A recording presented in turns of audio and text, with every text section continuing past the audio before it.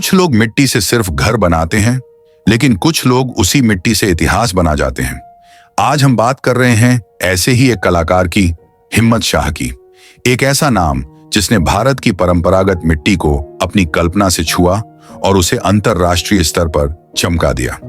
उनका जीवन संघर्ष, कला के प्रति समर्पण और साधना की जो कहानी है, वो न सिर्फ प्रेरणादायक है, बल्कि यह भी दिखाती है कि कैसे कोई व्यक्ति विपरीत परिस्थितियों में भी अपनी पहचान बना सकता है।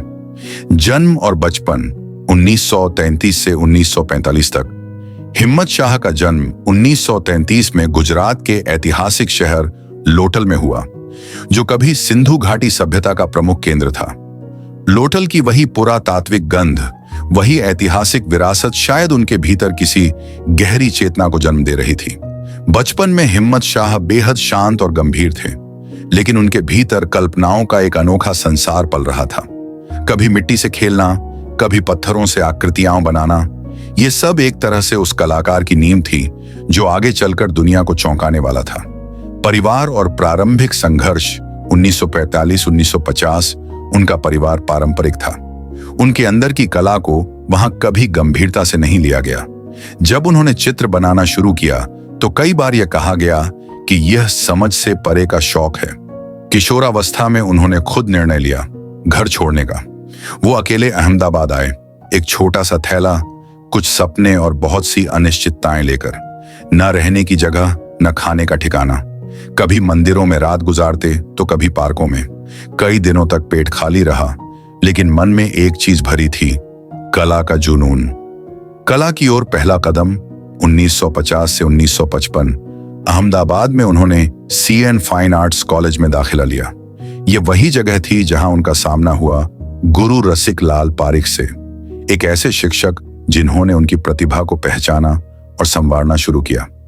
यहां उन्होंने ड्राइंग, चित्रकला और मूर्तिकला तीनों में गहराई से काम किया। उनके बनाए चित्रों में भावनाओं की तीव्रता दिखने लगी थी। वो साधारण रूपों को असाधारण बना देते थे। मिट्टी, लकड़ी, चारकोल, जो भी मिला उसमें वो आत्मा डाल देते थे। बड़ौदा और व्यापक दृष्टिकोण 1555 से 67 तक। इसके बाद उन्होंने M.D.S यूनिवर्सिटी बड़ौदा में दाखिला लिया, जो उस समय भारत का उभरता हुआ कला केंद्र था। यहां उनका संपर्क हुआ देश के कई महान कलाकारों और विचारकों से। उनकी सोच और दृष्टिकोण में व्यापकता आई। उन्होंने टेराकोटा और कांस्य जैसी पारंपरिक सामग्रियों के साथ काम करना शुरू किया। वो सिर्फ कला नहीं बना रहे थे, वो संस्कृति, परंपरा और आधुनिक सोच का संगम रच रहे थे। उनके शिल्पों में भारत की मिट्टी भी थी और विश्व की चेतना भी। बड़ौदा के दिन उनके जीवन में नए प्रयोगों का दौर साबित हुए। पेरिस की यात्रा 1967 में उनकी कला को अंतर्राष्ट्रीय पहचान मिली, जब फ्रांसीसी सरकार ने उन्हें स्कॉलरशिप दी। उन्हें पेरिस बुलाया गया, कला की राजधानी, जहां हजारों वर्षों की कलात्मक परंपराएं सांस लेती हैं। यहां उन्होंने विश्व प्रसिद्ध एटेलियर 17 स्टूडियो में एचिंग और प्रिंट मेकिंग सीखी।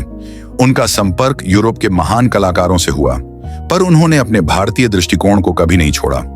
पेरिस में उन्होंने मैन फ्रॉम मून जैसी लीक से हटकर और प्रयोगशील कला श्रृंखलाएं बनाई, जो आज भी उनकी सोच की गहराई को दर्शाती हैं।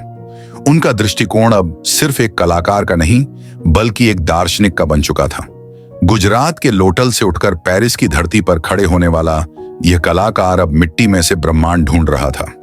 हिम्मत शाह की कला में केवल आकृतियां नहीं थीं, उनमें समय, संस्कृति और मानवता की छाया बसती थी। उन्होंने संघर्ष को साधना में बदला और साधना को एक अमर कला में।